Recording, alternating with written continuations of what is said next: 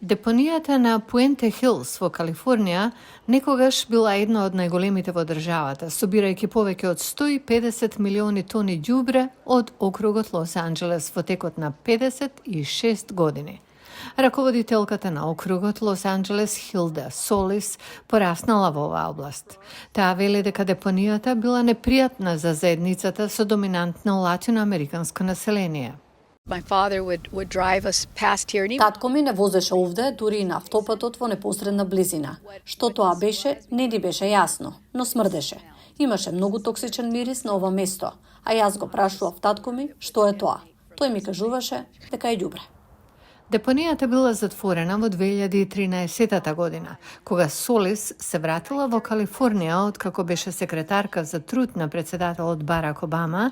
Таа работела да ја направи оваа област парк за заедниците кои живееле до депонијата со децении.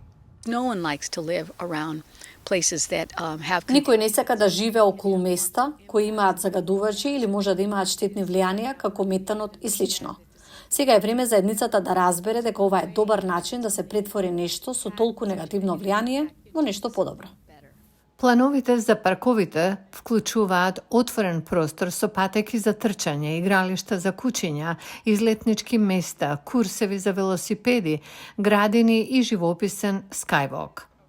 Архитектката Меган Хорн вели дека сето тоа што ја покрива депонијата носи уникатни предизвици.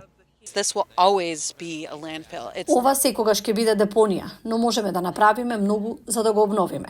Има околу 4 метри земја на врвот каде може да засадиме.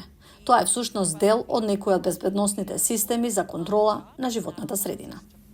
Тие еколошки контроли исто така вклучуваат мрежи од цевки за метанот што го испушта депонијата.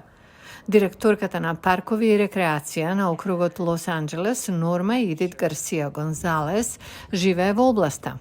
That methane is turned into Тој метан се претвора во енергија што се исфрла во мрежата, а ние имаме тимови од инженери.